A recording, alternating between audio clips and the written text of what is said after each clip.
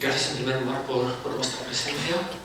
Damos comienzo a partir de este momento a la primera mesa redonda del presente seminario, Feminismos de la Edad de Plata, Identidades, Traducciones y Reflexiones. Primera mesa que hemos llamado, simplificando, Feminismo e Identidades. Tres van a ser los protagonistas de nuestras siguientes ponencias. Una por partida doble, Margarita Nelken, que ya ha sido mencionada además en la primera conferencia inaugural que Ana Caballé. Escritora, traductora, crítica de arte y posiblemente, como es a mi juicio de muchos, la mejor en esta faceta de toda la Edad de Plata. Además, una mujer viajera, culta, políglota, entusiasta y activista política, diputada socialista durante la Segunda República en las 3 legislaturas. Es verdad que en la primera se incorporó tarde, la legislatura ya avanzaba y no pudo participar, pero ha sido muy interesante, ¿verdad?, en ese debate por la aprobación del voto femenino que protagonizaron Victoria Kent y Clara Campoamor. Afiliada comunista, revolucionaria, muy exaltada quizá durante la Guerra Civil, después exiliada a México, etc. Y los otros dos protagonistas de la mesa redonda lo van a ser, ¿no?, de manera extraña, digamos, y son Antonio Doyos y Vinén, el marqués de Vinén, un escritor decadente, un refinado esteta, un habitual de las colecciones de novela corta de la época, al igual que Álvaro Retana, el segundo protagonista exaequo, un dandy sordo y homosexual, y luego un afiliado anarquista a la FAI, ¿no?, durante la Guerra Civil. En esta radicalización tendría un paralelismo con Margarita Nelken, y que murió en la cárcel de Porlier en 1940 sin que todavía sepamos a ciencia cierta la fecha exacta. Contaba Marcos Ana, por ejemplo, en sus memorias que lo veía, que lo tenían, hacía la diferencia de estar separado del resto de las celdas y estaba en la enfermería, o ayudando o siendo tratado, pero cuando exactamente desapareció y se le enterró, queda un poco todavía en el telón del incógnito. El segundo protagonista, digo, exaequo, es Álvaro Retana, que fue, bueno, ¿cómo definir a Álvaro Retana en pocas líneas, ¿no? Pues de luego un escritor erótico, o psicalíptico, homosexual también, o por lo menos juega a la ambigüedad, autoproclamado el escritor más guapo del mundo, como sabrán, en sus novelas cortas, y es el que resultaba deliberadamente con la ambigüedad, como nosotros hablará el ponente, al adoptar en sus inicios literarios una personalidad femenina, Claudina Regnier, cuya verdadera identidad masculina, pues creó una verdadera defección, ¿no?, o indignó a muchos de sus lectores masculinos. Y me pregunto, ¿se acuerdan ustedes del caso de Carmen Mola reciente? Pues sí, se viene a la cabeza también en este caso. Bueno, pues para hablar de todos ellos me acompañan en la mesa dos colegas de esta casa, en primer lugar, de la Universidad Complutense, les presentaré en primer lugar, y cerrará la mesa otro colega de la Universidad de Sevilla, que presentará después de las primeras intervenciones. Comienzo por orden de intervención con Inmaculada Plaza. Currículum, que la conozco personalmente, pero quiero hacerlo con la debida formalidad. Profesora de la Universidad Complutense de Madrid, licenciada en Filología Hispánica, doctora en Literatura Española por la Universidad de Salamanca.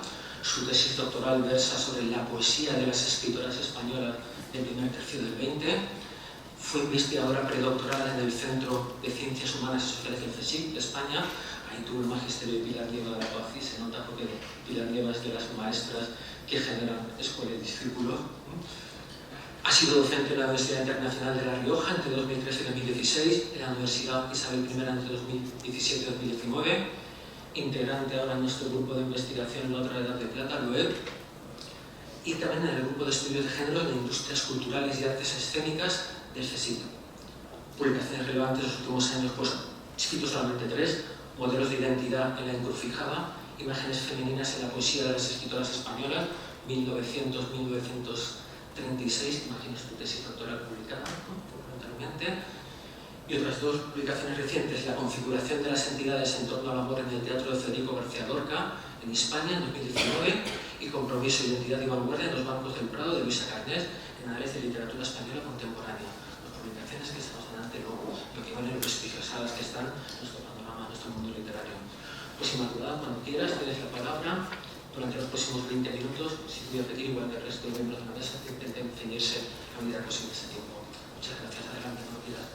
Muchas gracias, José Miguel, por tu presentación. Me uno a las felicitaciones al coordinador del seminario, Emilio Campos, que ha hecho posible que estemos hoy aquí, y también hago extensible este agradecimiento al grupo La Otra Edad de Plata de la Universidad Complutense. Es un placer formar parte de él y poder asistir a este seminario. Quiero dar también las gracias a todos los ponentes y comunicantes que van a participar en el seminario, así como a los asistentes. Debo decir que siento un poco de zozobra al empezar a hablar después de la profesora Caballé. Sin duda ella nos ha trazado un panorama fundamental del primer tercio del siglo XX, resignificando el canon. Yo voy a ir a algo muy concreto. Y siento también zozobra porque está aquí la profesora Ena Bordonada, por cuya edición y gracias a la cual podemos conocer La trampa del Arenal de Margarita Nelken. Creo que todos y todas debemos mucho a Ángela Ena como investigadora de este periodo, y es justo darle las gracias públicamente. Bueno, en mi intervención voy a hablar sobre la novela La trampa del Arenal de Margarita Nelken desde el punto de vista de las identidades y el feminismo. Las primeras décadas del siglo XX constituyen un momento de importantes cambios en la situación social de las españolas, que progresivamente fueron accediendo a la esfera pública y a los diferentes ejes que la definen en torno a la educación, el trabajo y la participación política. Sin embargo, todo esto dio lugar al surgimiento de nuevos modelos identitarios que se alejaban del tradicional ángel del hogar y que estaban próximos en mayor o menor medida a la mujer nueva o mujer moderna, que trataba de encarnar los ideales de la modernidad y que se caracterizaba por su deseo de transgredir los roles de género tradicionales. Sin embargo, a pesar de todas estas transformaciones, y como es propio de un momento de transición, lo cierto es que la mayoría de las mujeres todavía se encontraban en un punto intermedio con respecto a estos avances e incluso alejadas de este ideal de la mujer moderna. Así, a pesar de esos cambios que se estaban dando, lo cierto es que, por ejemplo, las tareas de cuidados, tanto en el hogar como de los hijos, seguían siendo consideradas una competencia exclusivamente femenina, al tiempo que la maternidad seguía considerándose el elemento central en la definición de la identidad de las mujeres, tal y como se recoge en esta cita de Aguado y Ramos, que no voy a leer. Estamos, por lo demás, en un momento en que eminentes figuras del estamento científico-médico teorizaban también sobre estas cuestiones y defendían la división sexual del trabajo y la maternidad como elemento central en la identidad femenina. Asistimos también en esta época, como muy bien estudiaremos y hablaremos de ello en este seminario, a un boom de ensayos y de artículos en prensa que analizaban todas estas transformaciones y que se posicionaban con respecto a las principales cuestiones que formaban parte de la agenda del feminismo en la época. No voy a enumerarlas porque ya se ha referido a ellas la profesora Caballé y para no repetirme. Sin embargo, para conocer de primera mano cómo todos estos cambios en la configuración de los roles de género eran asumidos por las españolas del periodo, resulta fundamental acometer el análisis de la producción literaria de las escritoras desde el punto de vista de los modelos de identidad femenina, lo que nos va a dar una idea de la complejidad del proceso emancipatorio y de las problemáticas muy diversas en las que se enfrentaban las mujeres en función de su clase social. En esta tarea pues, me han precedido trabajos que para mí son una referencia, como los de Ena Bordonada, Vilches de Frutos y Nieva de la Paz, Romero López, o incluso también tengo el referente de mi tesis doctoral del año 2015, no porque sea un referente, sino porque ya utilicé este modelo de análisis. Me interesa así indagar en la representación que en la producción literaria de las escritoras se hace del proceso de incorporación a la esfera pública y también de cómo todos estos cambios eran vividos por las autoras en su intimidad, en relación a cuestiones como la maternidad, las relaciones de pareja o la familia. En última instancia, un análisis como este lo que nos permite es identificar la diversidad de modelos que existían realmente en la época y las dificultades y contradicciones que suponían para las mujeres unas rápidas transformaciones en las que no habían sido originariamente socializadas. Y este es el planteamiento con el que voy a abordar el estudio de la trampa del arenal de Margarita Nelken. Voy a analizar en ella los modelos de identidad femenina en torno a tres cuestiones que resultaban claves en el pensamiento feminista de la autora. Por un lado, la reivindicación de la educación femenina y de un trabajo digno y en igualdad de condiciones con los hombres. Por otro, la denuncia del matrimonio como una institución que conducía a las mujeres al sometimiento dada su vulnerabilidad y dependencia económica. Publicada en el año 1923, La trampa del arenal es la única novela de Margarita Nelken, una figura clave en el primer tercio del siglo XX, que se había dado ya a conocer en los años previos con diversos artículos en la prensa y que había publicado ya en 1919 el que podemos considerar su gran ensayo feminista, La condición social de la mujer en España. La obra narrativa de la autora se completa por lo demás con diversas novelas cortas que aparecieron en colecciones de novela breve de la época e incluso en la prensa, y algunas de las cuales se pueden leer en este volumen de Sonia Ton del año 2010. Asimismo, me interesa destacar para mi intervención una obra en torno a nosotras que está a medio camino entre la novela dialogada y el ensayo, pero más próximo a esta última, y en la que nos encontramos a dos mujeres, Elena e Isabel, que dialogan sobre algunas cuestiones que resultan claves también en el periodo, como son la educación y el trabajo, la maternidad, el matrimonio y el divorcio o la psicología femenina. Es interesante esta obra porque en ella, más que en ningún otro de los trabajos de Nelken, se percibe de un modo muy claro el carácter esencialista y a veces contradictorio de sus planteamientos feministas, que, como ha estudiado la profesora Establier Pérez, la aleja en cierto modo de los planteamientos del feminismo anglosajón. También la propia Nelken continuamente busca distanciarse de determinadas figuras. La trampa del arenal es una novela costumbrista que está ambientada en Madrid y que presenta a primera vista una trama folletinesca, que está protagonizada por Luis, un joven de clase alta, estudiante de leyes, que se ve obligado a casarse con Salud, una dependienta de clase media-baja, a la que ha dejado embarazada y de la que no está enamorado.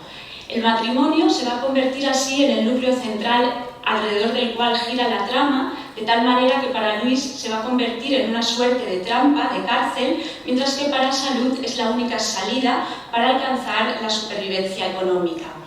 Poco a poco, tras unos primeros meses de felicidad conyugal, van a aparecer las primeras desavenencias entre la pareja y vamos a ver que Luis se va a enamorar de Libertad, una joven de filiación anarquista y con inquietudes intelectuales que finalmente se va a acabar marchando. Y vamos a ver, tal y como el título de la obra y también la portada de la primera edición prefiguran, el matrimonio aparece dibujado como una trampa de la que es imposible escapar y que conduce a la infelicidad de los sujetos, tal y como se recoge también en esta cita de la obra situada al final y que no voy a leer por falta de tiempo.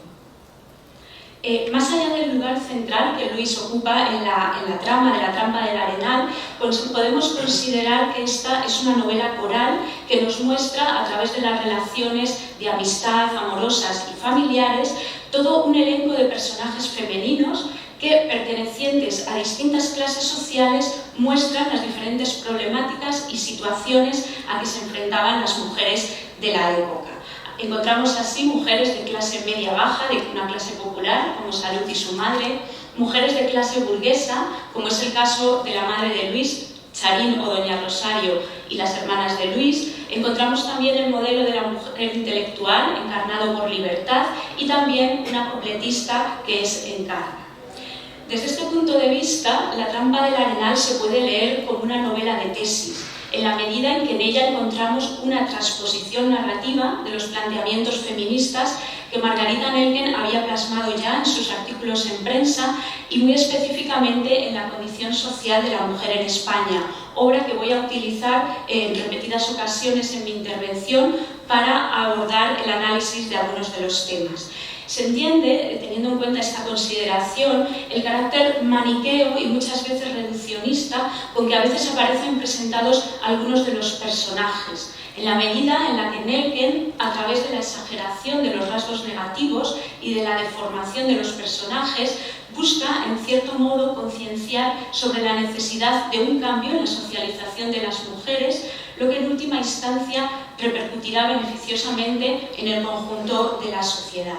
Voy a analizar así, en primer lugar, aquellas figuras que ella de alguna forma propone como antimodelos, modelos de identidad en negativo, para luego ver cómo construye el personaje de Libertad, que es la joven intelectual de filiación anarquista, que vive una vida independiente y que ella propone como el modelo para las mujeres de la época. La trampa del Arenal tiene un comienzo que podemos considerar in media res. Ya desde el comienzo asistimos a la prefiguración de cuál va a ser el conflicto central de la novela. Luis, hijo de una familia burguesa, dialoga con sus padres acerca de las desastrosas consecuencias que para su futuro tiene el embarazo de Salud, con la cual debe casarse aún sin estar enamorado. La primera imagen que tenemos de la joven es a través de los ojos de Luis. Esto va a ser algo que se va a repetir a lo largo de la novela. Siempre los personajes femeninos aparecen representados a través de otra voz. Entonces Luis nos la va a presentar como una mujer vulgar, chabacana, que auspiciada por su madre le ha tendido una trampa para casarse con él. Y voy a leer simplemente un trocito de esa primera descripción que se nos ofrece a través de Luis. Vio a Salud, chulona y descompuesta, amenazando con escándalos de mujer que prolonga la casa en la calle y nada teme de nadie. Rememoró aquellas escenas de la seducción en que no se sabía a punto fijo quién era el seducido, la horrible escena de insultos en que Salud le había anunciado su embarazo y las imprecaciones de la madre. Esta primera impresión negativa de la futura esposa de Luis se va a mantener a lo largo de toda la obra, si bien ya en el capítulo segundo la voz narrativa nos va a dar algunas pinceladas sobre el personaje y su contexto social que nos van a ayudar a entender el porqué de su forma de actuar. Salud es presentada así desde el comienzo como una joven desclasada que, aunque hija de una madre soltera y procedente de una clase social humilde, busca distanciarse de lo que ella considera oficios plebeyos y se coloca como dependienta en una papelería, lo que, a su entender, le permite tratar con personas educadas. La caracterización que se hace del personaje responde desde este punto de vista al modelo de la empleada, sobre el que Nelken había teorizado también en la condición social de la mujer en España y al que consideraba el ser más pasivo del universo en la medida en que se muestra dispuesto a acatar unas condiciones laborales absolutamente denigrantes con el único fin de cazar, de conseguir un marido. A través de la figura de Salud, Margarita Nelken denuncia, pues, cómo la falta de educación y de una preparación de las jóvenes de clase media baja, en este caso, las conduce a un futuro sin otra salida que el matrimonio. De esta forma, el matrimonio acaba convirtiéndose en una especie de prostitución, en una especie de forma de prostitución, en la medida en que las mujeres venden su libertad para lograr la supervivencia económica, dada la total vulnerabilidad. Estamos, por lo demás, nuevamente ante un tema al que Nelken había dedicado páginas en la condición social de la mujer en España, en el que había denunciado la dependencia de las mujeres con respecto a las figuras masculinas de su familia. Otro de los temas alrededor del cual se reflexiona a través del personaje de Salud tiene que ver con la maternidad. La maternidad se va a convertir en un elemento central en la definición de este personaje y en su nueva identidad como mujer casada. Sin embargo, a pesar del amor que ella siente por su hija, lo que vamos a ver es que la maternidad, supone para ella sobre todo la plasmación de un ascenso social, de tal manera que ser madre le permite vivir el ideal de familia burguesa con el que había soñado en su juventud aspiracionista. Por otro lado, a través del personaje se va a reflexionar sobre el tema del cuidado de los hijos. A lo largo de la novela se nos va a insistir en que Salud es una buena madre. Sin embargo, también se dice que carece de cualquier conocimiento de los principios de la puericultura moderna, de tal forma que a través de ella se realiza una crítica y se plantea la suya como una maternidad instintiva. Y estamos en este sentido ante otro de los temas de interés para Margarita Margarita Nelken, que defendía la necesidad de que las mujeres recibieran una formación en todo lo que tenía que ver con la maternología y la puericultura. Pero para entender el modelo de feminidad que encarna Salud, es también fundamental aludir a la figura de su madre, la señora Ascensión, cuya primera descripción la tenemos también a través de otro personaje, en este caso de Luis, que la dibuja como una mujer gorda, fofa, procaz y ávida, y que la configura ya como un antimodelo desde el principio. Pocas páginas más adelante se va a seguir insistiendo en esta idea. La señora Ascensión es una mujer que es una madre soltera, que en su juventud tuvo un amante que la mantenía a ella y a sus 2 hijos, y que ahora en su madurez es una mujer sin oficio ni beneficio, que vive de engaños a otras personas e incluso del trabajo de su propia hija Salud. Hay un momento en el que la degradación de este personaje toca fondo, que es cuando trata de, en cierto modo, prostituir al personaje de Salud, ya que trata de concertarle una cita con un hombre, Andrés el policía, para que se haga su amante y la mantenga. Entonces ahí el personaje toca totalmente fondo. Resulta por lo demás significativo que la primera hija que van a tener Luis y Salud reciba el nombre de Ascensión, lo que de alguna forma nos va a anticipar en una forma de círculo vicioso el futuro que le espera a esta niña, y que parece no distar mucho del que han tenido su abuela Ascensión, su madre Salud, ante un hogar familiar en el que parece que no va a vencer ese ideal de modernidad que en cierto modo representa a Luis, sino el de Salud y su suegra. En este sentido, la novela es un poco pesimista, ¿no?, el mensaje que nos traslada. Pero si la mujer de clase popular, que es la señora Ascensión, aparece representada como un antimodelo, lo mismo sucede con las mujeres de clase alta, como es el caso de la madre y las hermanas de Luis, que aparecen representadas como mujeres que carecen asimismo de cualquier horizonte vital más allá del matrimonio que les asegure una posición social. La madre, con este nombre de Doña María del Rosario de Infesto y Álvarez Moyano, se presenta así como una mujer encopetada, rígida, de extrema religiosidad, que se muestra fría y distante con sus hijos.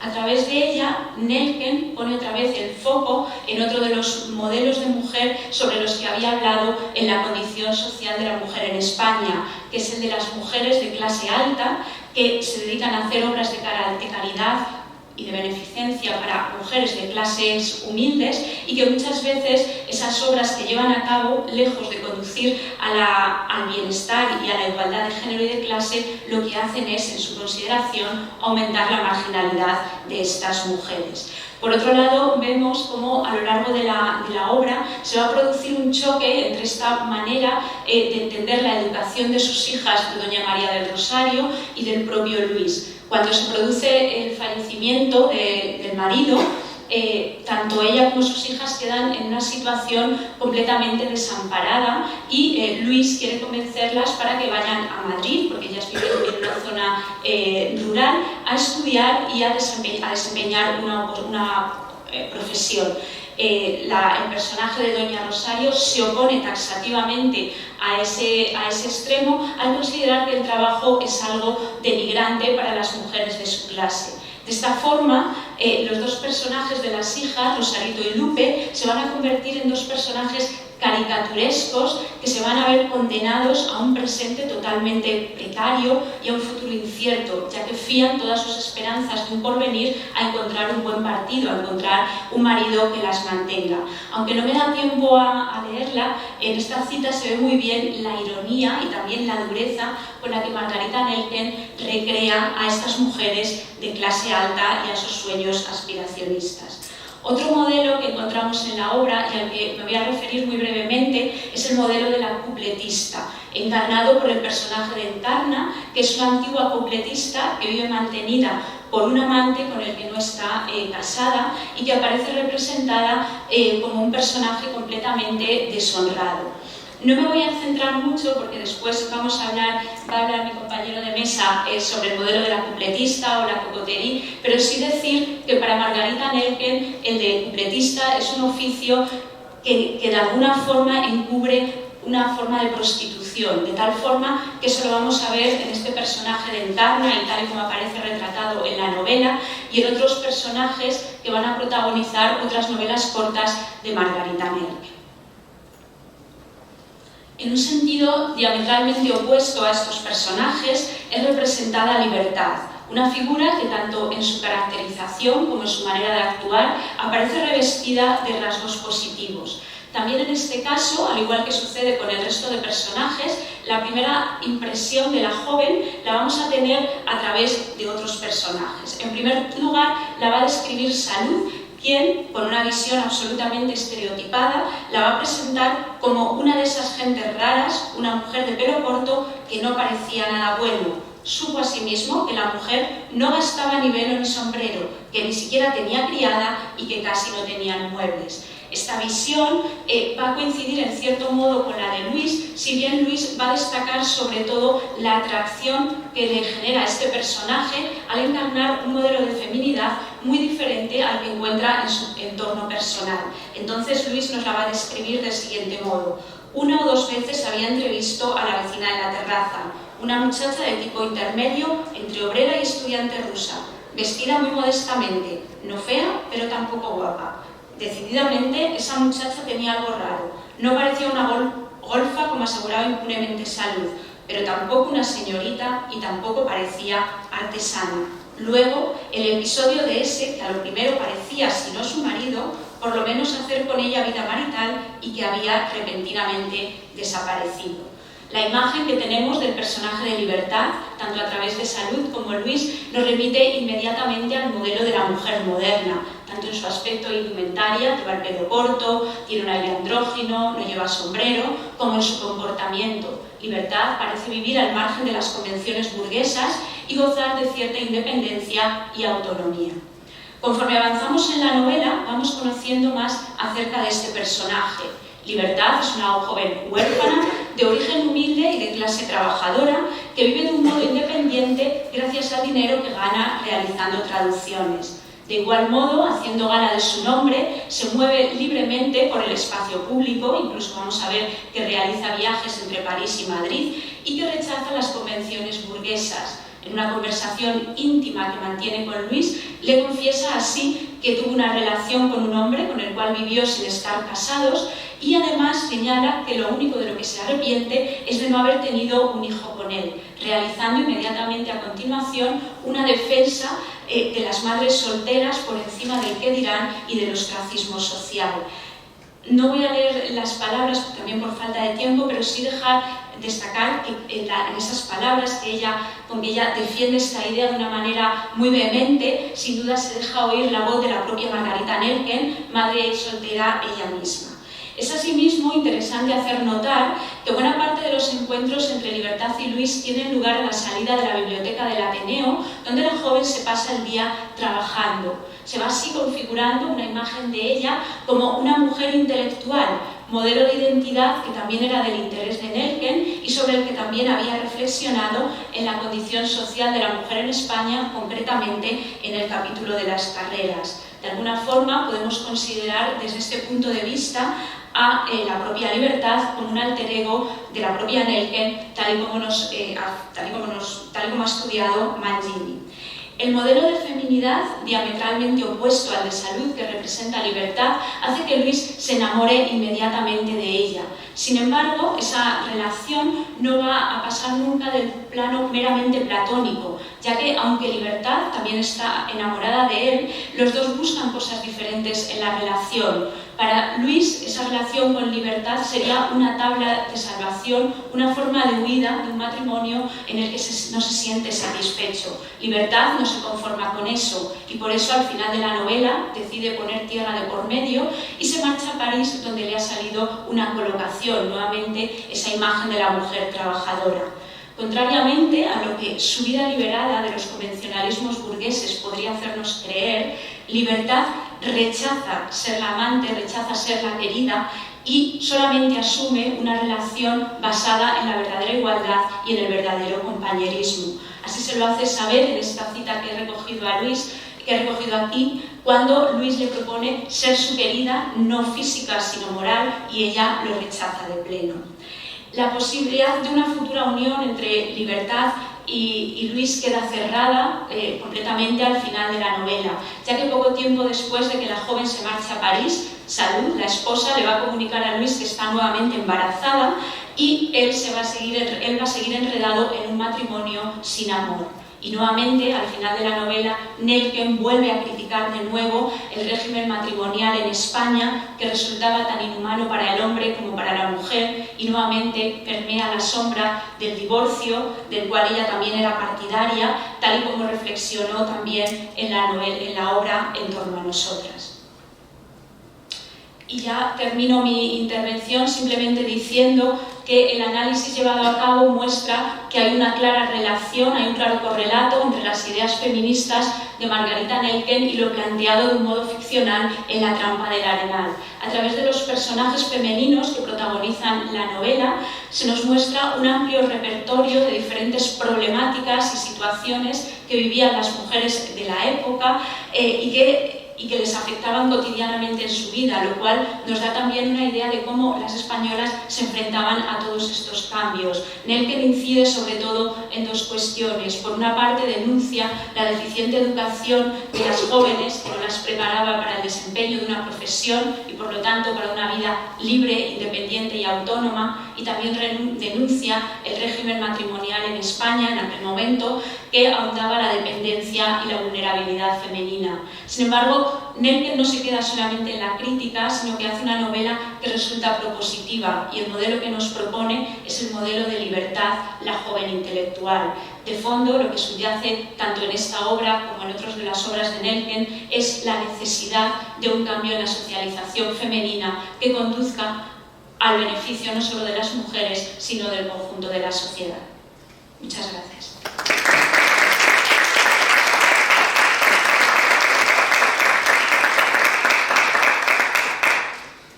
Muchas gracias, Inmaculada. Si vas a hacer... Mientras tanto, yo comento y por las cosas. Han oído al principio de tu intervención a los planteamientos contradictorios, hasta estas últimas conclusiones del feminismo de Margarita Nelken, ¿no? En muchos aspectos. Pero es que pienso que su figura, solamente su figura, ya justificaría esa barra y esa S que hemos puesto en el título de nuestro seminario, ¿no? De feminismo os, ¿no? Porque ella fue una autora feminista que se declaraba antifeminista en sus orígenes, ¿no? Defensora de los derechos laborales de la mujer, pero a la vez contraria, ¿no? al sufragio femenino o al movimiento sufragista de Inglaterra, que era la referencia en ese momento de la familia del feminismo. Y claro, y cabría preguntarse en esas contradicciones, y si luchaba por los derechos laborales de la mujer, ¿no pensaba que una vía directa para conseguirlo era que las mujeres pudieran también votar y elegir a sus representantes que los tradujeran, ¿no? en la legislación española? Ahí tenemos que matizar que las elecciones en España en aquella época de la Restauración eran una mentira, ¿no? Y que el ministro de Gobernación y sus delegados ya se encargaban de votar, ¿no? Y de dar los resultados por el resto de la ciudadanía, pero esa sería otra cuestión. Bueno, yo creo que de todo ello nos va a hablar la siguiente ponente, va a andar por una de estas cuestiones, que es Alejandra Rodríguez Parragués, que es compañera de nuestra Universidad Complutense, pero de Historia. Ella es historiadora, licenciada graduada, mejor dicho, yo estoy antiguo, licenciada graduada en Historia por la Universidad Complutense de Madrid 2020, muy reciente, en la que ha realizado el máster también interuniversitario en Historia Contemporánea. Actualmente es investigadora predoctoral en el Departamento de Historia Moderna e Historia Contemporánea, también de esta casa, donde trabaja en su proyecto de tesis doctoral Margarita Nelken, biografía de una intelectual, bajo la dirección del profesor Antonio López Vega, un buen conocido de nosotros, del grupo LOEP, que también ha estado alguna vez en algunos otros seminarios anteriores. Pues Alejandra, cuando quieras, el tiempo es tuyo, son 20 minutos.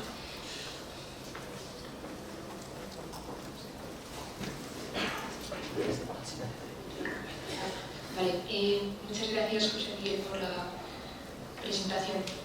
Bueno, en primer lugar quiero felicitar a Emilio Campos por la coordinación del seminario y también quiero mostrar mi agradecimiento a las profesoras organizadoras y al grupo de la otra edad de plata por hacer posible este encuentro y por permitirme presentar hoy aquí mi comunicación que lleva por título El adversario soy yo, por lo visto antifeminista perniciosa, Margarita Nerken y su feminismo necesario.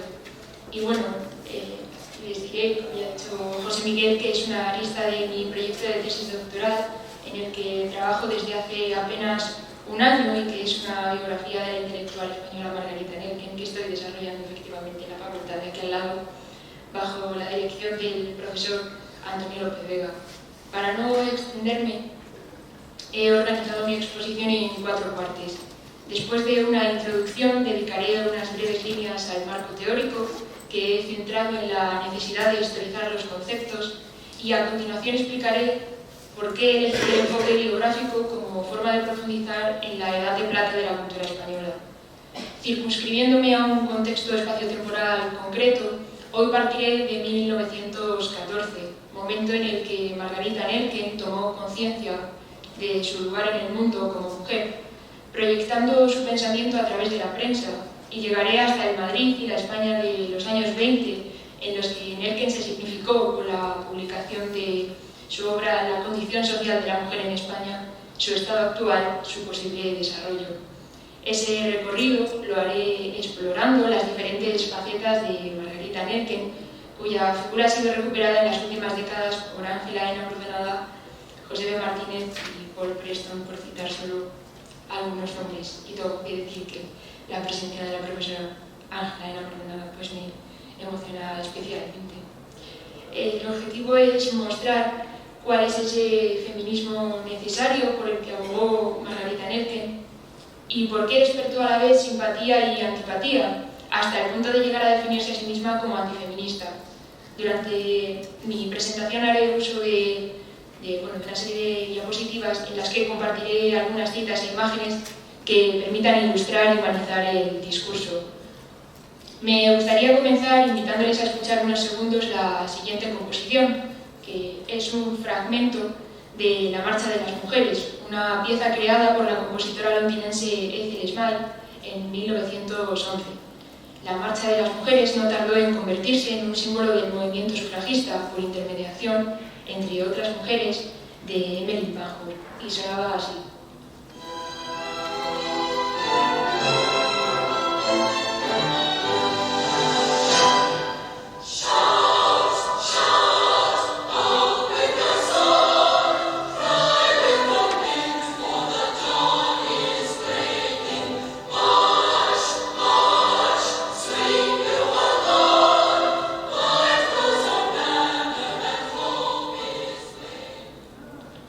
Al escuchar La Marcha de las Mujeres, me pregunté qué hace que reconozcamos hoy en Ethel Smyth a una feminista. ¿Escucharíamos igual su música si no hubiese encarnado la lucha por el voto de las mujeres? Contemplé la posibilidad de que Ethel Smyth no hubiera participado del movimiento sufragista y hubiera sido, como Cosima Wagner, Wanda Landowska y María Rodrigo, solamente una compositora profesional. Y ya este solamente me hizo reflexionar. También contemplé la posibilidad de que Ethel Smyth no hubiera dedicado su tiempo ni a la consecución del derecho de las mujeres al voto ni a la composición, y hubiera sido simplemente una mujer que estudió en una escuela de música. Y ese simplemente me forzó a dudar. ¿Qué era ser feminista durante el primer tercio del siglo XX? ¿Dónde estaba el límite entre lo transgresor y lo socialmente aceptable? Delante de mí tenía decenas de artículos firmados por Margarita Nerken y publicados en diferentes periódicos españoles, como El Día y El Fígaro, entre 1916 y 1922. Muchos de ellos estaban dedicados a recuperar la vida y la obra de mujeres que habían destinado su vida a la música, más allá de su compromiso con el sufragismo. Margarita Nerken ponía en valor el hecho de que fueran compositoras. En uno de sus textos escribió: María Rodrigo es la única compositora española y una de las muy pocas compositoras que hay en el mundo. Aunque no muchas, ha habido y hay actualmente un cierto número de mujeres que han producido obras musicales. Y es que la mujer en general no puede ser compositora, continuaba Nerken, que sin embargo no cerraba esa posibilidad en el futuro, porque quién sabe, la vida se liberta y se agranda cada día. Quizá, junto a los nombres gloriosos de las que supieron hacer sentir lo que sintieron sus maestros, tendremos en el porvenir los nombres de las que quisieron hacer sentir lo que ellas mismas han sentido.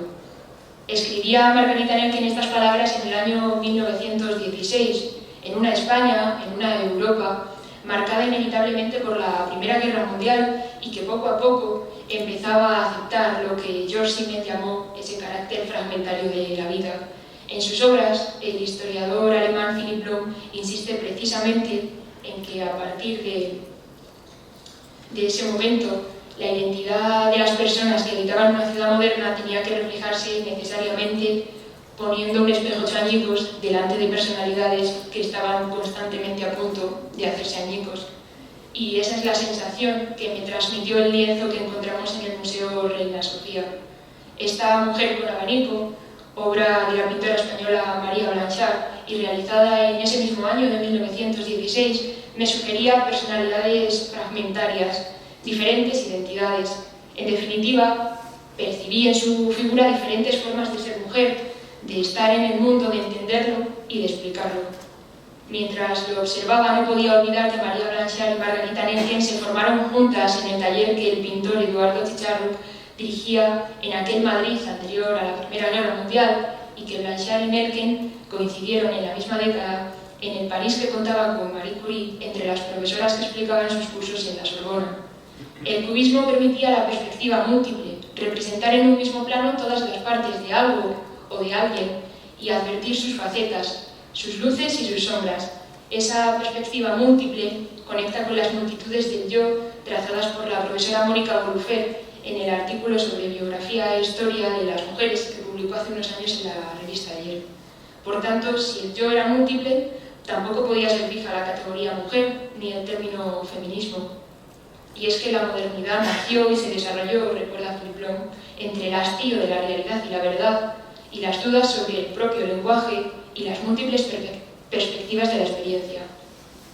El planteamiento de este seminario, con ese feminismo en plural, me sugirió a Michel Foucault, algunas de cuyas ideas están encaminadas precisamente a advertir de que es necesario historizar los conceptos que utilizamos en el presente para referirnos a hechos del pasado y viceversa. Y en ese sentido, el eco de la fantasía de Joanne Scott resulta especialmente útil en tanto que considera el feminismo como el resultado de las identidades de las diferentes mujeres que conforman una sociedad, que son cambiantes y que no responden siempre, necesariamente, a la concepción que tenemos hoy de determinados conceptos.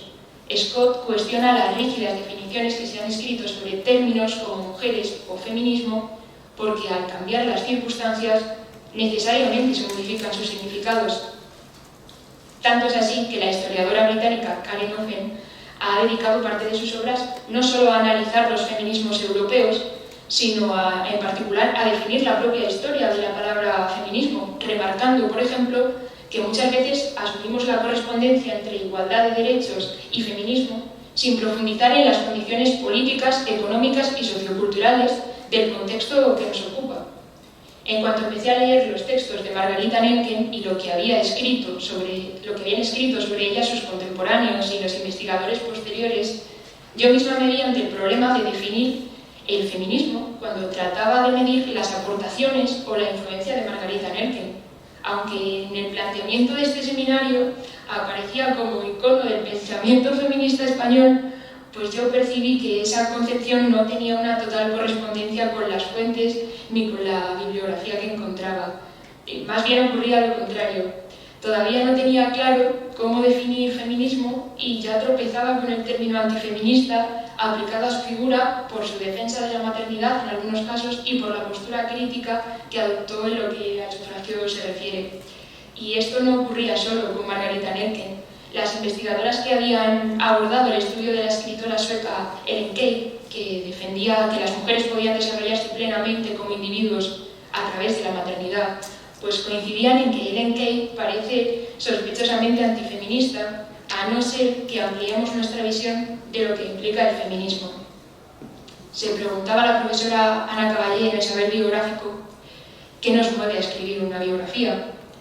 En este caso, A mí el método biográfico se me reveló como la mejor forma de plasmar ese contexto fragmentario y de aproximarme al feminismo en sus diferentes matices a partir del estudio de una vida en particular. ¿Por qué Margarita Nerken era percibida como feminista unas veces y como antifeminista otras? ¿Y por qué esa diferencia llega hasta nuestros días? ¿O por qué ella misma se definió en algunos momentos como feminista y en otros decía ser resueltamente antifeminista?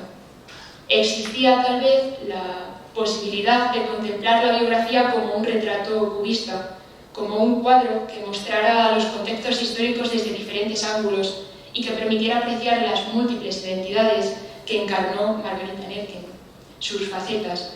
En el caso de Nerken me pareció que cada una de esas facetas se manifestaba con matices en diferentes ámbitos, apareciendo, desapareciendo y transformándose en función de su circunstancia personal y de las circunstancias históricas.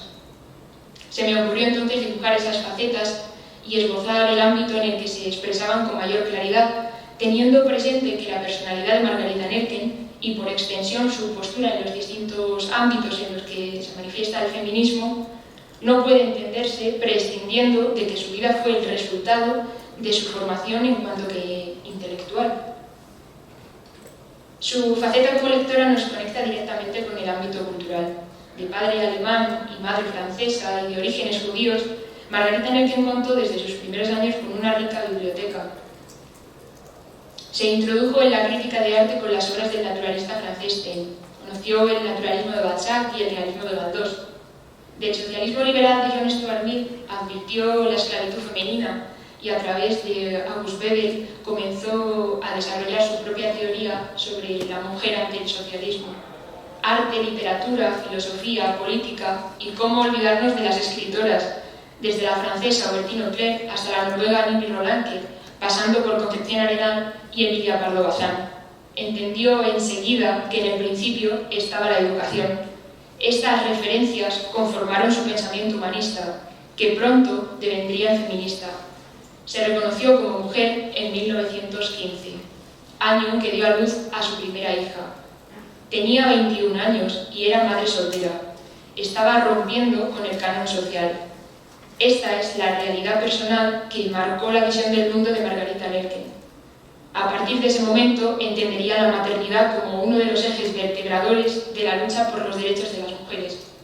En ese sentido, resultan de interés las tesis de la historiadora Marlene Legate, que contempló el feminismo relacional, social o maternal, y el feminismo individualista, liberal o de igualdad de derechos, precisamente para incidir en la necesidad de flexibilizar las definiciones y contemplar posturas que vayan más allá de los límites marcados por estos dos conceptos. Marlene Legate se sirve de la maternidad para explicar cómo ésta marcó las vidas de las mujeres, pudiendo interpretarse su rechazo o defensa por parte de ellas mismas desde múltiples ángulos, como subversión, como aceptación de los convencionalismos sociales de género, como estrategia para conseguir más apoyo entre las propias mujeres, o podemos completar a partir del caso de Nerken como forma de sentirse reconocidas como feministas en el medio que las rodeaba.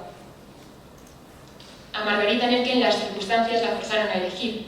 La familia aumentó y el negocio familiar, una joyería en la madrileña Puerta del Sol, dejó de dar los beneficios esperados. Margarita Nerken eligió el ámbito profesional. Su figura como escritora nos permite preguntarnos por las estrategias discursivas que adoptaron las mujeres para ser reconocidas por sus contemporáneos como profesionales de la escritura. ¿Hasta qué punto las obras de Nerken son una proyección de su pensamiento o una muestra de sus ideas adaptadas a los convencionalismos sociales y literarios imperantes en la sociedad de su época? La faceta que más me sorprendió fue la que me obligó a ver a Margarita Nerken como ciudadana, como sujeto político antes de que llegara a las Cortes como diputada en 1931. Y es que aquí, ciudadana, no tenemos que entenderlo como el individuo depositario de una serie de derechos políticos jurídicamente reconocidos, sino como el individuo que despierta y toma conciencia del mundo social. Me sirvo de esta idea orteguiana de ciudadano y de ciudadana porque Margarita Nerken representó precisamente esa nueva política que teorizó y reclamó José Ortega y Gasset. aunque no se relacionó estrechamente con la filosofía krausista, el movimiento liberal y regenerador de la Institución Libre de Enseñanza y de la Residencia de Señoritas, y sus nombres más representativos como Giner de los Ríos y María de Maeztu, influyeron en Nerken. En sus primeros artículos, que dedicó a la vida y las mujeres, encontramos su preocupación por el Estado de España, por la necesidad de modernizar la asistencia social, de reformar las instituciones educativas a través de la pedagogía y de promover la secularización de la sociedad. Es en ese contexto en el que Margarita Nerken expresó: entendiendo por feminismo la completa igualdad social de la mujer y del hombre, sí, soy resueltamente antifeminista. Y añadió: entendiendo por feminismo el que la mujer deba progresar, es decir, cultivarse para ser cada día más útil a los demás y a sí misma, sí, entonces soy partidaria del feminismo. De sus palabras se desprende esa pedagogía social como forma de hacer política en la que insistió Ortega y Gasset, precisamente por considerarla imprescindible para la transformación de las sociedades. Concibió la política como pedagogía social y el problema de España un problema pedagógico. Y esa esencia de la pedagogía social fue sintetizada en una frase por María de Maeztu, una de las intelectuales que más influyó en el pensamiento de Margarita Nerken y que insistía en esa liberación de la mujer por la cultura. Su faceta como intelectual nos lleva hasta la publicación del libro La condición social de la mujer en España, su estado actual, su posible desarrollo. Es esta una obra impregnada del espíritu regeneracionista y europeísta, y podemos definirla como el resultado de su compromiso con esa pedagogía social que veíamos. La repercusión y controversia que generó la condición social de la mujer en España tras su publicación da cuenta de la dimensión que adquirió Nerken como intelectual.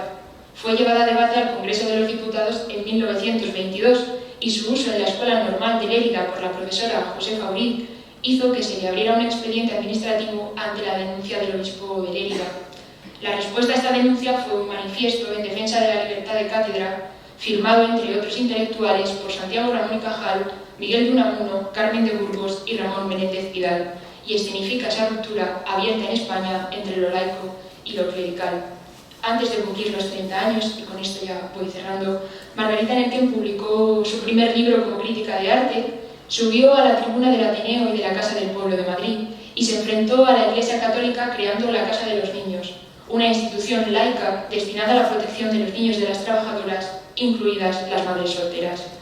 Además, convencida de la influencia del catolicismo en la sociedad, se mostró públicamente en contra del voto de las mujeres. Esto hizo que quedara excluida por un lado del canon tradicional y por otro lado del canon feminista moderno. Margarita Nerken entendió el feminismo desde la pedagogía social, que consideró el medio para que las mujeres tomaran conciencia de sí mismas, lo que llevaría inevitablemente a que tuvieran conciencia exacta de sus derechos políticos. Lo llamó feminismo necesario porque, trazando un paralelismo con la Nora de Ibsen, esta podría haber permanecido toda su vida encerrada en una casa de muñecas y depositando un voto en una urna cada tanto sin más trascendencia, pero tomó conciencia de sí misma.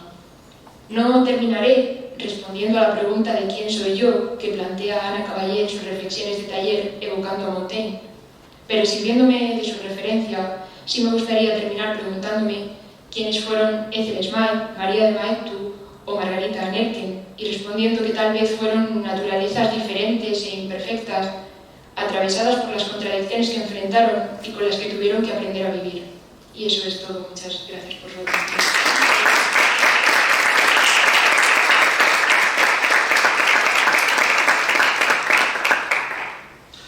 Muchas gracias, Alejandra. Después de escuchar tu intervención, solo puedo decirte que alentarte y impulsarte a que continúes trabajando en esta tesis doctoral y en esta biografía sobre Margarita Nerken. ¿Qué preguntas, qué cuestiones más interesantes se dejaban del aire, ¿no? Entre muchas partes de esta última, este paralelismo con María de Maeztu, cuando hablaba de por qué Margarita Nerken a veces se definía como feminista y otras como antifeminista, o por qué, ¿no?, otras mujeres intelectuales de la época la defendían como feminista o antifeminista. Y yo creo que ya una de las claves la ha dado Ana Caballé en su intervención en la conferencia plenaria, una de las claves, pero más razones, cuando ha aludido a que el cambio de actitud de las mujeres para con las mujeres hoy día ha sido el que ha propiciado el avance del feminismo en nuestra actualidad.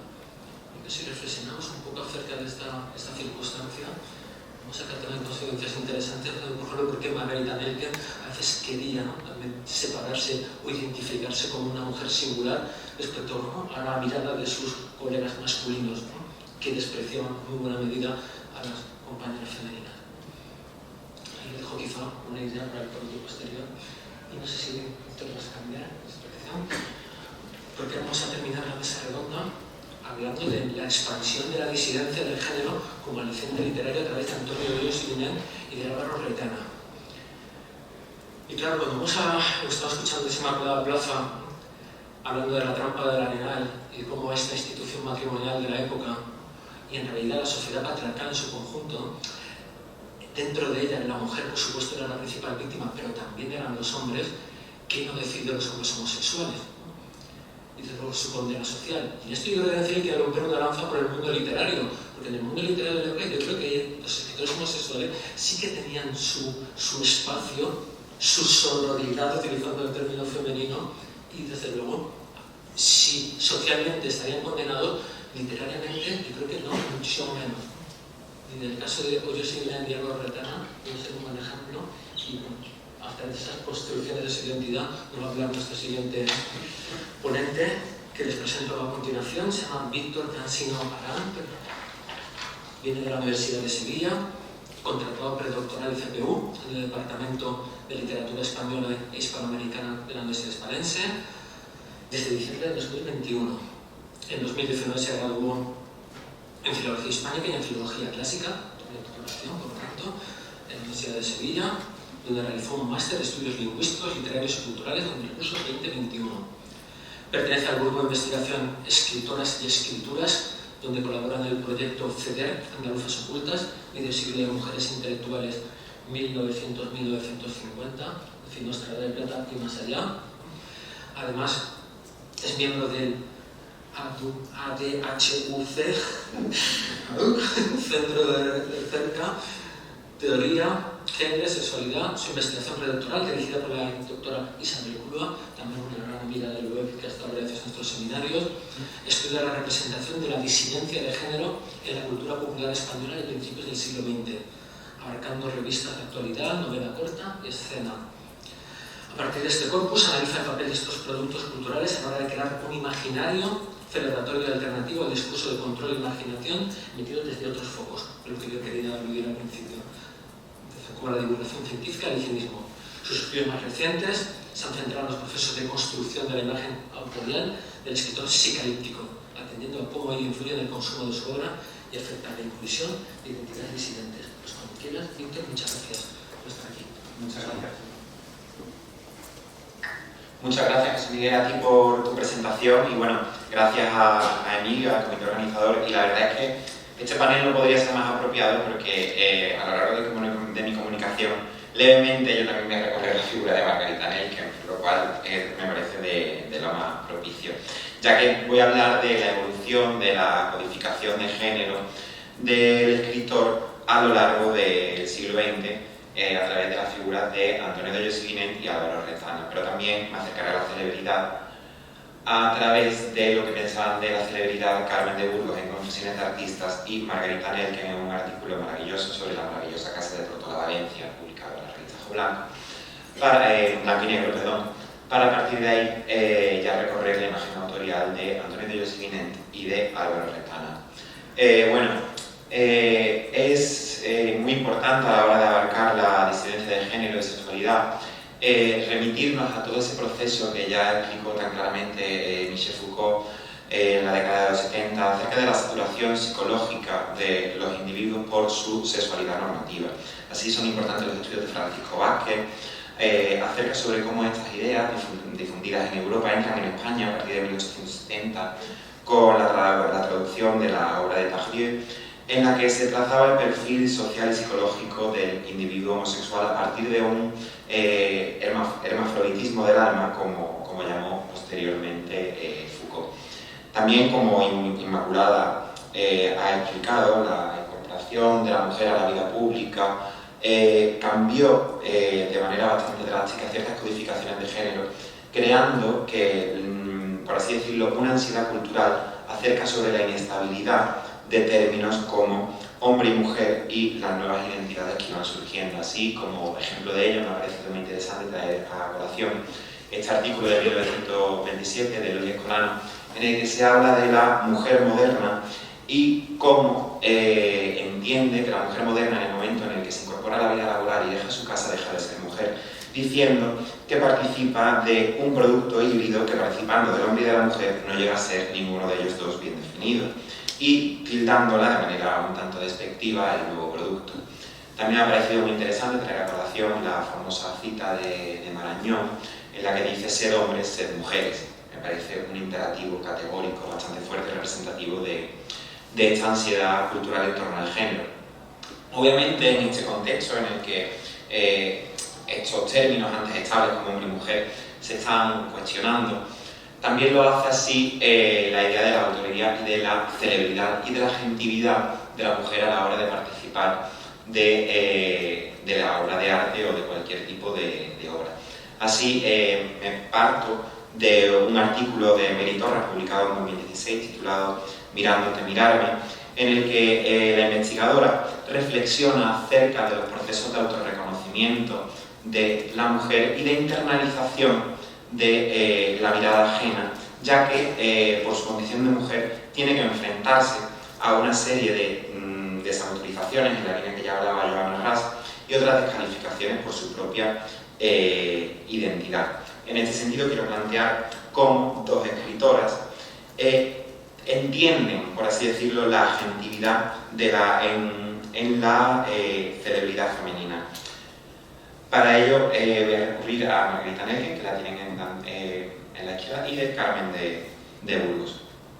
Así, de Carmen de Burgos me ha parecido muy interesante traer a colación este breve fragmento de su obra Confesiones de Artista, en la que ella visita a la Tortajada en su casa palacio de Granada.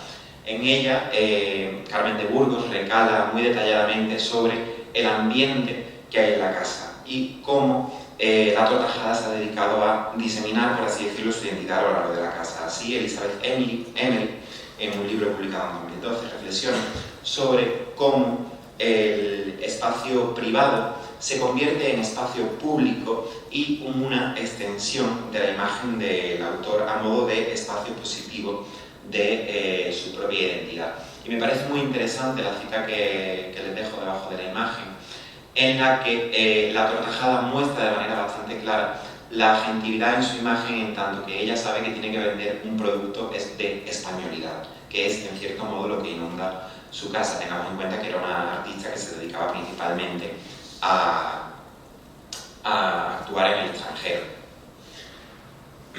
Así, más interesante me parece el artículo de Margarita Nelken, publicado en Blanco y Negro, revista del ABC, La casa maravillosa de Tortola Valencia, en la que luego volvemos a encontrar ese recurso de diseminación de la identidad del autor por el hogar. En este sentido, la investigadora Janelle Watson y Rita Felsky comentan cómo el consumo es algo que se cataloga como femenino a lo largo del siglo XIX, entendido como algo completamente irracional y compulsional. Sin embargo, considero que la descripción que hace Margarita Nelken acerca del ambiente de la casa de Tortola Valencia, que está tan relacionado con lo que era el arte exótico que ella hacía, en cierto modo reconsidera ese gusto por la decoración y ese gusto por el espacio.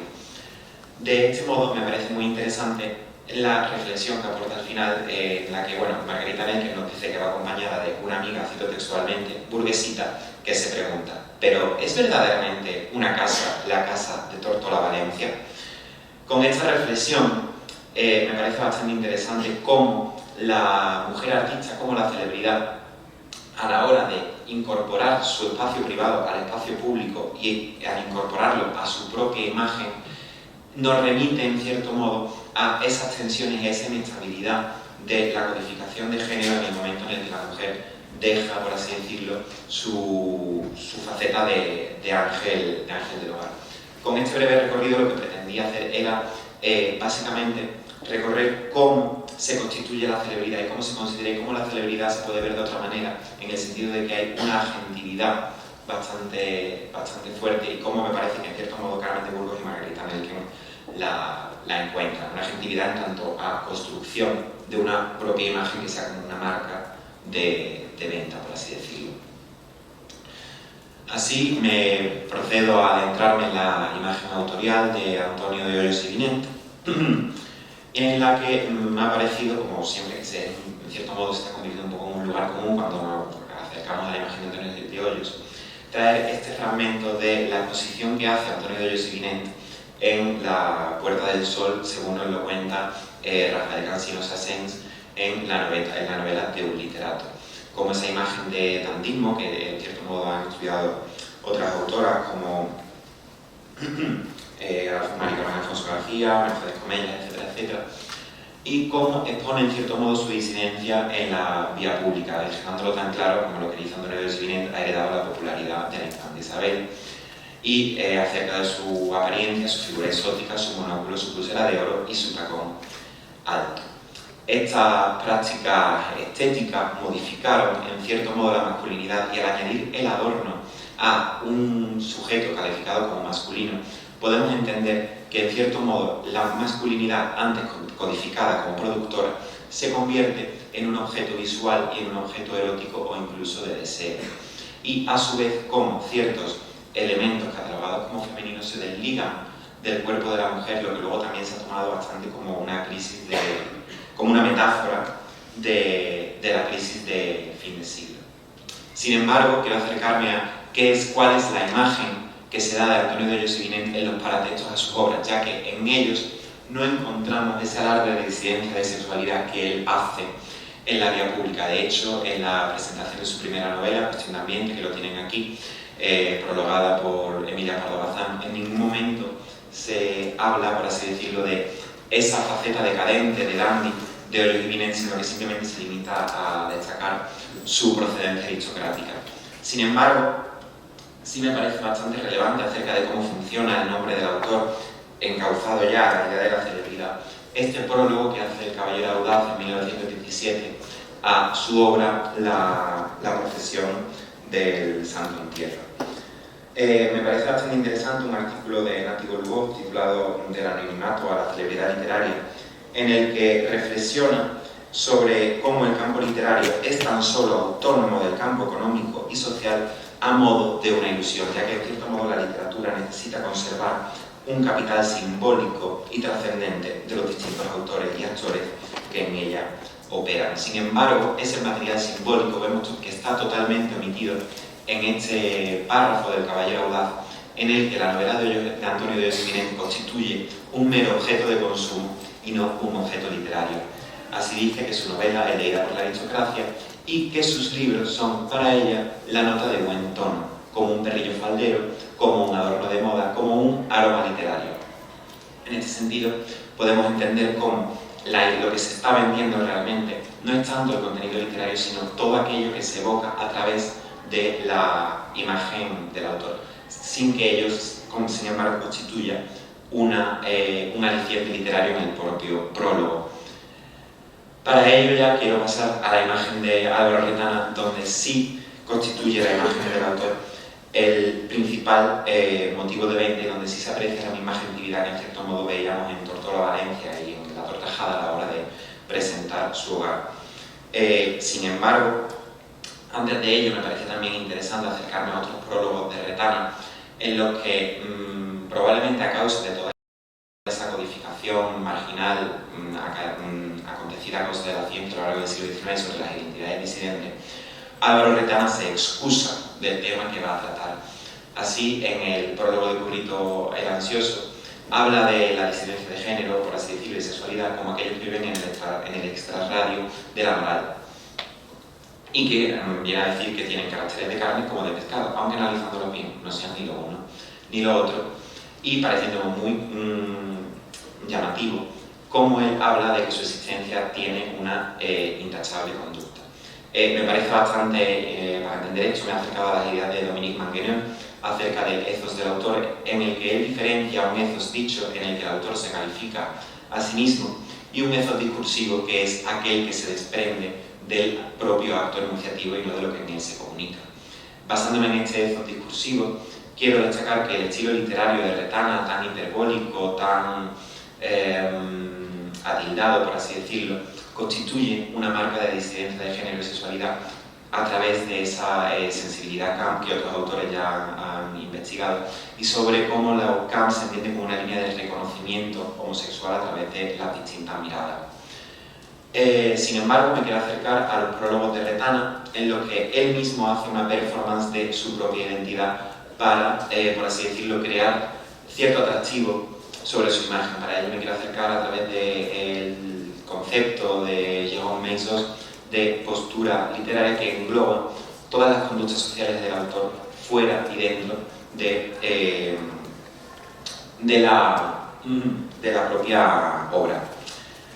Para ello me parece bastante interesante también lo que comenta Dominique Manguenet de cómo el hogar constituye, por así decirlo, un recurso publicitario del autor moderno, enlazándose también con lo que habíamos visto a través de Tórtola Valencia y de La Tortajada, ¿no? Haciendo al lector partícipe de la intimidad del autor. Por otra parte, también quiero ver cómo Álvaro Retana se alinea con otros recursos de la celebridad, como son la excentricidad y el escándalo, como ha estudiado Isabel Clua, y cómo, por otro lado, esta excentricidad usada de cierta forma se alinea con el autorreconocimiento que comentaba al principio. Así, Mary Louise Roberts, en un libro acerca de celebridad titulado Out of Their Orbits, destaca cómo el uso de la excentricidad puede manejar su propia imagen, es decir, en el sentido de que al final, si das que hablar, estás controlando lo que la gente está hablando de ti al crear ese escándalo que a la vez es un recurso para atraer hacia el consumo. Así, vemos como Álvaro Retana muestra una frialdad con sus admiradores, como vemos en el primer párrafo del prólogo de Mi novia y mi novio, de 1923, en el que pide básicamente que le devuelvan, que le paguen el dinero del sello porque tiene muchísima correspondencia de contestar, y cómo reflexiona sobre su propia imagen y cómo deja entrever bastante que su nombre es simplemente una marca que no tiene, por así decirlo, relación con su persona. Así se puede resumir en lo que dice que el final de toda la luz para mi nombre, toda la oscuridad para mi persona, todo el escándalo para el artista, todo el silencio para el hombre. Sin embargo, por último, me parece, creo que vamos bien de tiempo. Relativamente bien. Vale. O mal, según se pide. Vale. Seré breve. Simplemente, cómo puede ser recibido la figura de Álvaro Retana, cómo puede ser tratado en la crítica. Así, quiero traer este artículo titulado Muñecos de trapo, el más joven y bello de los plagiaros, haciéndose eco de ese apodo que él mismo se había puesto de el escritor más guapo del mundo, en el que se le acusa de plagio. Pero, sin embargo, más allá de lo que son las acusaciones de plagio, quiero ir a los descréditos hacia su propia persona, que me parece que dan prueba de esos cambios en la codificación del género de la celebridad. Así vemos esta imagen de aquí, de la derecha, en la que vemos el falso Retana tal como él se dibuja en sus obras, ofreciendo condicionalmente a sus numerosas amistades, vestido de manera feminizada y con una vestimenta bastante exótica. Sin embargo, aquí, a modo de descrédito, se dice el verdadero Retana. Gordito es, subido de hombros y sin ceja, una birria él, y con un fusil en vez de pluma. Me parece bastante interesante porque vemos como la masculinidad y por así decirlo, la tradicionalidad se convierte en un motivo de mofa y de descrédito hacia el autor célebre, en tanto que podemos observar como lo que funciona, por así decirlo, lo que es loable es ese afeminamiento y no precisamente alinearse con lo que sería la masculinidad tradicional. Por último, como conclusiones, lo que yo traigo de este análisis es cómo la percepción de la agentividad femenina sobre la imagen de la celebridad entendida como objeto de consumo provoca la traslación de estos mecanismos hacia otras identidades, y cómo al trasladarlo a estas identidades modificamos la masculinidad, que deja de ser entendida como algo meramente productor, sino como algo que también puede convertirse en un objeto de deseo, con lo cual altera los juegos de miradas fotográficos que se habían establecido a lo largo del XIX, en el que el sujeto observador se ha observado siempre como masculino, mientras que lo observado es lo femenino. Sin embargo, aquí se le puede dar la vuelta. Por último, quiero destacar, acorde con lo que indica Richard Dyer en su libro Heavenly Bodies, Films, Stars and Societies, en el que indica que la celebridad por así decirlo, da una prueba de cómo la sociedad concibe y organiza a los individuos. Así me parece bastante interesante cómo los casos de Álvaro Retana y Goyo Sibinett forman parte de una sociedad en la que la codificación de género está puesta constantemente en duda y cómo participan de este debate de una manera bastante distinta a la que se decía de la ciencia. Por último, les dejo la bibliografía que he utilizado por si tienen alguna duda y queda a su disposición. Muchas gracias.